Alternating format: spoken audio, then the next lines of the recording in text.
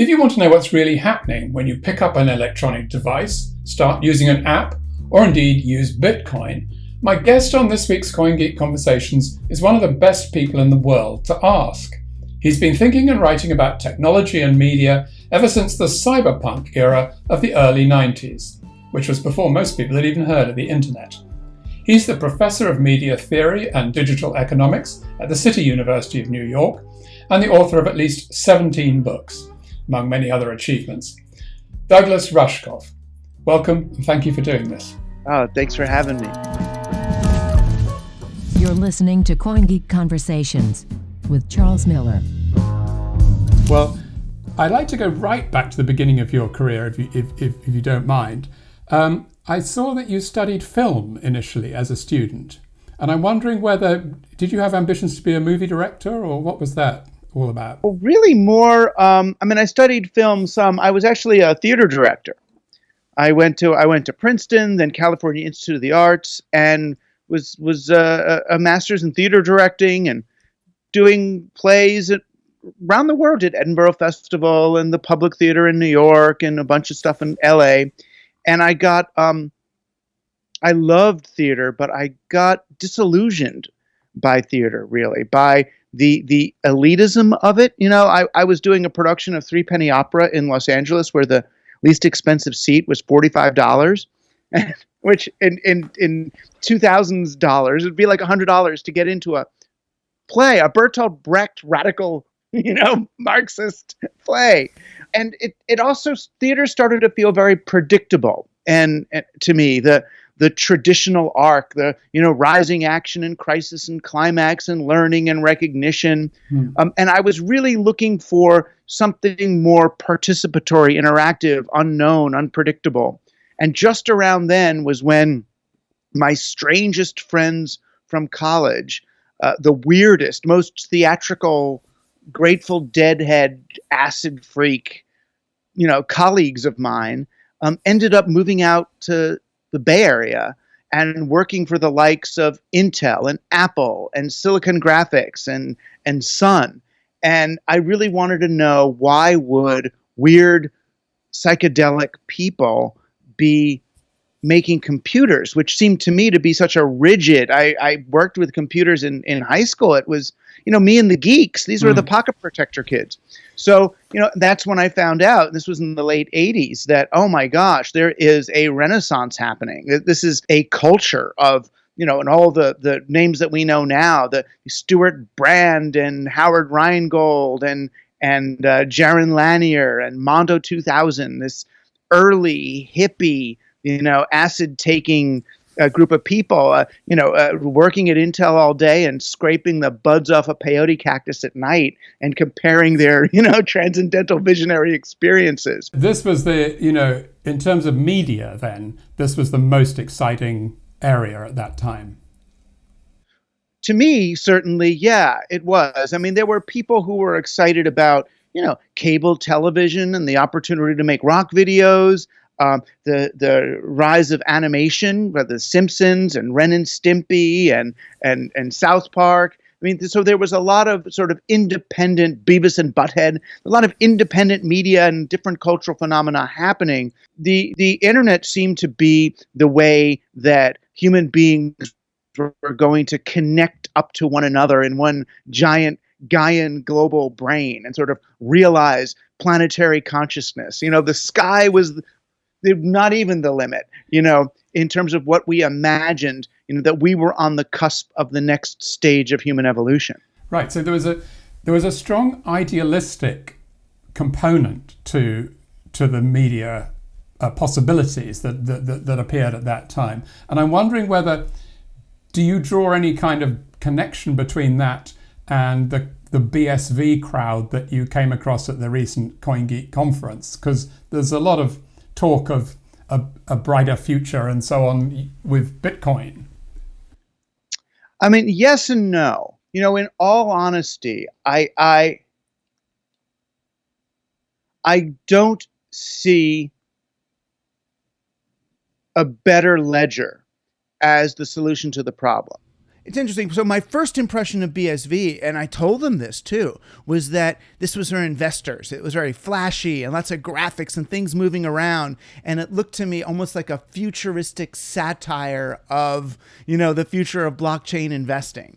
And so much of the language seems to say that, get this token or do this thing and you'll be part of the next big thing.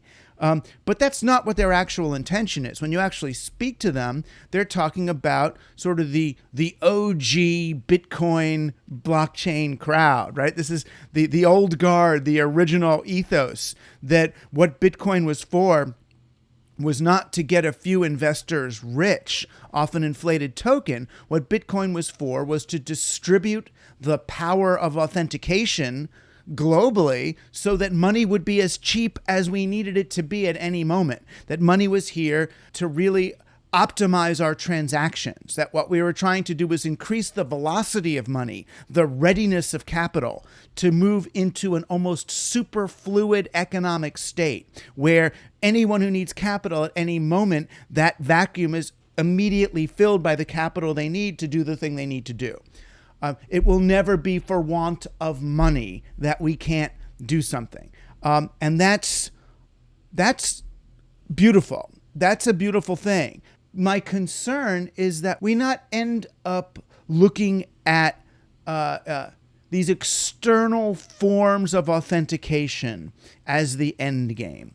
In other words, I think that blockchains substitute for human trust may be better than central authorities do. I would rather have a big distributed system that we all count on, where currency becomes like a commons, a public resource, rather than something that is loaned into existence by the pharaoh, which is what we're still working with. So I love that, but it's one stage toward then moving into a world where we trust one another as humans, where we're involved with each other locally, and where not every bit of value that we exchange with each other has to be recorded. So that if I'm doing this, interview with you, you don't pay me. If you tell me, oh, Doug, there's a book that you really should read about this, and I get value from reading that book, do I have to then pay you, blockchain, because of the recommendation? It's like, and where do you draw the line? And that's where it gets interesting. Looking at your early work in relation to the internet, you liked things about the internet that were promising to empower citizens and decentralize power away from corporations. And I feel that your interest in Bitcoin is going a little bit in the same direction. There was the original ideals of Bitcoin are somewhat similar, and you've already expressed some reservations about the way it, in your mind, has been subverted. Right. It's hard. Right. It's hard to create any system, even a decentralized system is hard. It's hard to not give way to the monopoly players. It's really hard for a well-meaning peer-to-peer indigenous community, like the indigenous community of the net or the indigenous community of blockchain. It's hard not to get colonized by the big, bad, existing powerful players. So, you look at the original, proof of work. It was easy for people with big computers and lots of electricity to dominate proof of work. But now you look at, say, proof of stake, which replaces it, which says basically what? That the people with the most money get to authenticate the most transactions and get the most service fees. So there's this way that no matter what system we put in place, it feels like there's always a legacy player that ends up really able to exploit it. But on the other hand, if you look at the internet, the powers of Facebook, Google, and Amazon are the big powers, and they're new, and AOL is not there. In that respect, the guard has changed on the internet, hasn't it? It has and it hasn't. I mean, so the cast of 100 billionaires who run the world cycles. Right. So there's a new 10 guys who are running everything. Right. Bezos is now the Rockefeller. But in some ways, that just reifies. In some ways, when I look at most of the early internet economists, the Kevin Kelly writing 10 new rules of the new economy, it looked to me less like, oh, here's the new revolutionary digital economy, rather than here's how to prevent the digital economy from actually happening. That it's the libertarians, as I see it, these disruption people are the reactionary force. They're the people who are looking to keep traditional capitalism going and not to allow this, Bitcoin SV future that we're, nibbling at. In terms of Bitcoin SV then, you talked about not wanting to monetize everything. I guess one of the USPs of BSV, which is microtransactions, is perhaps something that you're not that keen on, really. There's a difference between a social network and a publishing platform. And I think if you're going to start giving kids cash for the TikToks that they've made, so instead of just getting a like now, you get some money. I don't know what they're really incentivizing.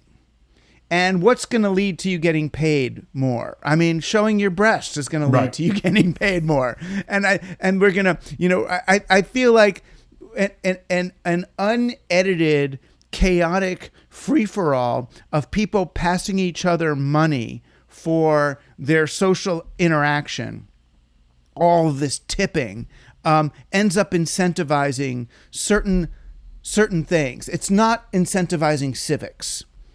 And to me, the possibility of these spaces is to engender a new sense of civic responsibility for one another. And that's non-transactional, I think. Yeah, it's interesting. I spoke to Jimmy Wales, the founder of Wikipedia, and he was involved with one of our conferences. And I must say, he was completely against the idea of monetizing Wikipedia. He didn't think that it would have a good outcome. But I mean, it may be that those monetization aspects appropriate for completely different things, like the Internet of Things, where little bits of data coming from, I don't know, streetlights or plants or something, that will enable all sorts of business models that we haven't seen yet. For sure.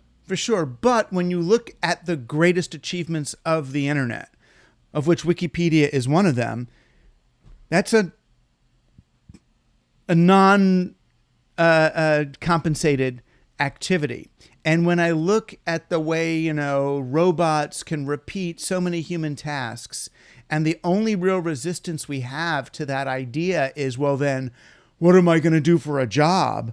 It seems like we're trapped in a 13th century model of employment and compensation and markets and all that maybe we can actually liberate ourselves from. But part of what COVID seems to have taught us is that there's really not that many jobs that need to be done. We can all, if we have enough money to buy food and electricity, we're all pretty much fine without mortgage actuarial services and without the third sales division of blah blah, that most of us are doing very non-essential work. So what if we only paid for what's actually super essential, the stuff we really really really need? I just think we could start moving in a different direction. Then the power of Bitcoin SV wouldn't be the coin at all. It would be the coordination of activity, the tracing of legacy. We've so lost. We didn't make an internet with two-way linking. We made an internet with one-way linking, so we don't know. So, a movie like a Social Dilemma can come out on Netflix quoting me and 30 other people who are my friends for the last 20 years, and nobody knows where any of those quotes came from because they're just speaking them. To me, the Bitcoin SV, the ideal function of it is almost Talmudic in origin, like a knowledge database, a way to collect and concatenate the wealth of human knowledge, to give credit, not credits. So in a way, that goes back to an idea from the earlier tech revolution of the global brain, really, doesn't it? Yeah, and Ted Nelson was one of the first, when he talked about Xanadu, as his sort of model of cyberspace. But his vision of it had two-way linking, where any time you link to someone, they would know you've linked. And it was just a pretty arbitrary decision that meant that we have only one-way linking, wasn't it? It could have been the other way. Right, and it would have changed everything, because all of a sudden, if you have two-way linking, now you have accountability. And that's the reason we have, QAnon and everything else. It's because there's no accountability for anything that happens on the internet. It's all one way. There is definitely a job that BSV would be able to help with, I'm sure. Right. I mean, the other thing the other sort of point of connection I was going to ask you about is that we've received the Marshall McLuhan Award in 2002, and I'm wondering, do you think? I mean, what does McLuhan have to say to us today? And is Bitcoin a medium, for instance?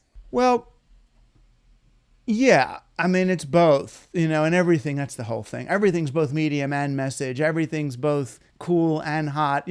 They all fold into each other in that yin-yangy way.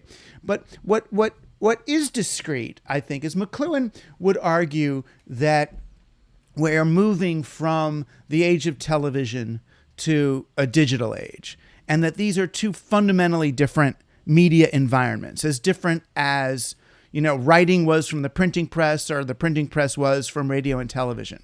And that television was largely about hallucination, about image, because, the way the television image is created, you have to participate, your brain has to participate in rendering the image from the scan line. So it's sort of training you in the process of hallucination, of imagination, of illusion, where digital technology is all about memory. It's about memory and recall. The McLuhan said in the main quality of digital technology would be a perfect memory, perfect recall.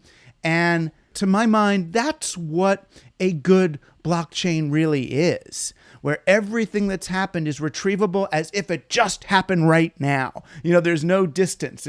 Everything is in memory. And it's a scary thought for those of us who are ashamed of what we may have just done 2 weeks ago.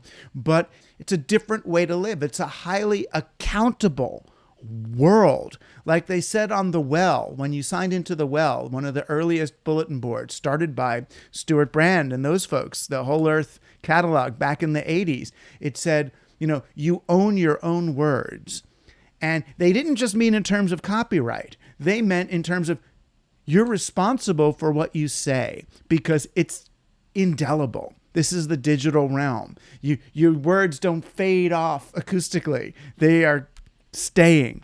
And I think that's what Bitcoin can do. What a good blockchain can do is really help amplify that aspect of digital culture, which is its real power and potentially its real horror. Well, you have your book, Team Human, and your podcast, Team Human. And so I'm beginning to see that you're describing a way in which Bitcoin potentially joins up some of those things that allow us to see a vision of a more human world where there's accountability, there's responsibility, and there's access to things instead of them just disappearing into the ether forever. Yeah. I mean, there was a quality to the early internet, which wasn't really the way it was, but there's a quality to life even, especially with all of these very ephemeral networks and Snapchats and things that you're just kind of pissing in the wind all the time. Nothing gets any traction. How many I've written, 18, 19 books, and it's like, and what good did it do? That somehow that we're going to get a record, that there's a new, we're concatenating something. That's why I like to use almost Talmud as a metaphor for it, that we're compiling something, that there is a Wikipedia-like quality to a well executed blockchain. That this is This is what we've done up till now. This is our potential energy. This is our knowledge battery. It's and that goes back to Al Gore's original dream of the internet. He would say, back when he was pitching it to government, he would say, I think we have all the knowledge we need to solve a host of global problems. It's just that one piece of it's over here, and one piece of it's over there. What if you could have access to all of it? And we still don't have that. But maybe something like a blockchain can be that wayback machine of our fantasy. I mean, one of the things that I'm interested in with the whole Bitcoin idea is whether it is actually more complicated than the internet. When you look back to 1995 or whatever, everybody had to understand what a website was. It looked a little bit like television, but it wasn't television. And I think it's easy for us to forget that there were all sorts of concepts that people needed to take on board in order to understand what the internet is, that now are so familiar that we can't even really recognize that anybody might not understand them. And I'm wondering whether Bitcoin is in the same category as that, or whether, as it often seems, it is just a lot more complicated, and maybe it'll just have to be hidden from people's view when it becomes successful. Yeah, I mean, except for those of us who really care, I think the blockchain operates more at the level of, say, TCP/IP, where without TCP/IP, the internet wouldn't work, but nobody really knows what it is except those of us who really care. We know how to click on things, and we understand we're bringing a file down or we're putting it up. We sort of understand what FTP is, but we don't understand that. The same way on televisions, we don't really understand how images are processed and scan lines work. So I feel like blockchain is kind of that. I do think we have to get to the place where people understand basically what a public and private key are. That's and it's not that hard. It's basically as hard as knowing how to do a knock-knock joke. It's sort of... But maybe we don't even need that. I mean, you don't need to know what your IP address is on a computer, for instance. And there may be ways that even those things can be buried, I think. Right. I guess so. Unless you're publishing on the web, you've got to know how to go in and point your DNS, at the right thing. I think it's useful to know a basic architecture. It's good to know there's a TV studio, and they're recording things on tape and then sending them through the wires or the air. I mean, the basics. But no, you don't have to know. You don't have to know. But you and it's true, and the public and private key could also be made to disappear from public view. I mean, I think the difference is that with television, right, we didn't need to know how the television worked. We don't need to know how a lot of the internet works. But in both cases, the sort of public face of the medium was very obvious. You're sitting in front of a cathode ray tube, or you're looking at the World Wide Web, and something may or may not come there. With Bitcoin, it's still not quite obvious what you're going to be looking at, or even what you're going to be doing while you're taking advantage of it, Right. And do you need to? Do I need to? Right. So if I want to include a quote or a picture in a book I'm writing, do I need to know how the blockchain can facilitate my process? Or do I just want to drag the picture into a thing and find out how much do I have to pay to use this in a book per copy? Oh, good. Done. I didn't have to know, I don't even have to know the on my chip. How does it send processes to parallel memory and then recombine them in the core? It doesn't matter, right? It may be that for those kind of consumer-facing uses, a lot of people will just think they're using the World Wide Web. And even though there's a whole different mechanism going on behind the scenes, as far as they're concerned, it's just another thing they do online. For industrial uses, it'll be quite different. But I think that, that may be, that the consumer experience may be surprisingly similar to what we're used to already.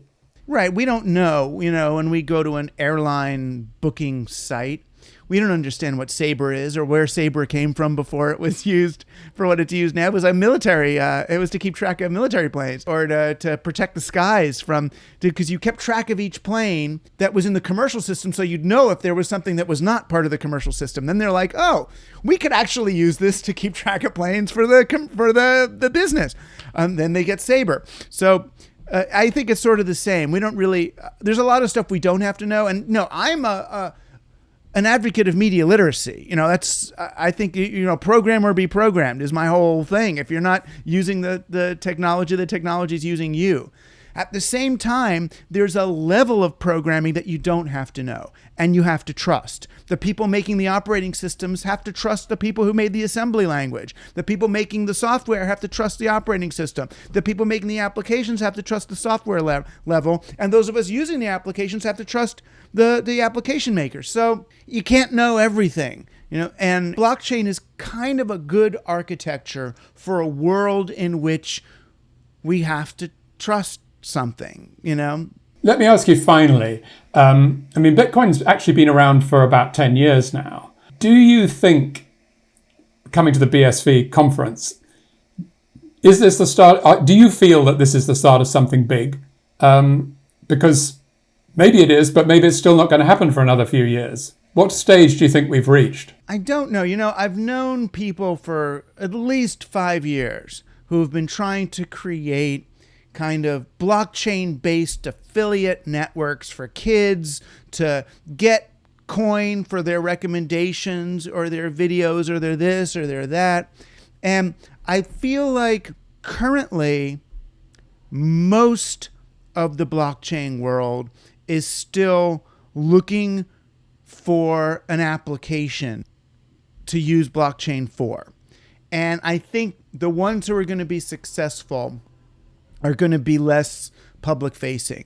I don't feel like I don't really see a future in an economy around social media.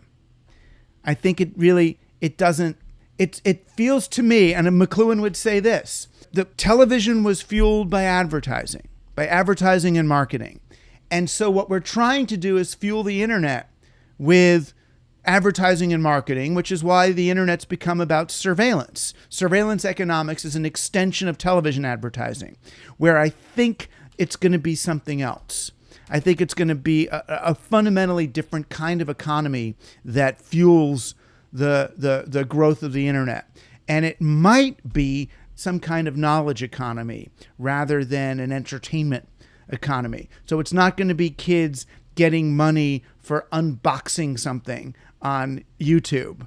The reason why they're not getting a lot of money for that is not just because YouTube isn't sharing a lot of money. It's because there's really, I don't know that there's a lot of money in it. Right.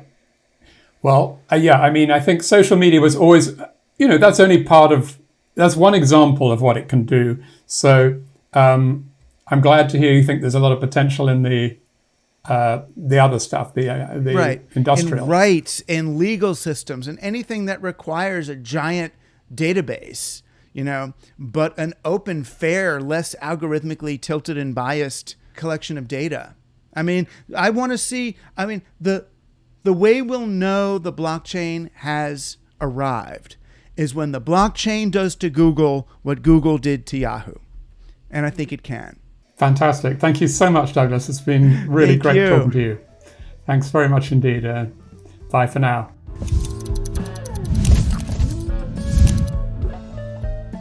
Thanks very much to Douglas Rushkoff. Always great to get an outside perspective on the world of Bitcoin SV, as well as hearing about those amazing early days of the internet, of course. Join me next week for very much an insider's view of BSV with the CTO of nChain, Steve Shadders, to talk about nano payments and lots else besides. So please join me next week if you can on CoinGeek Conversations. For now, from me, Charles Miller, thanks for listening and goodbye.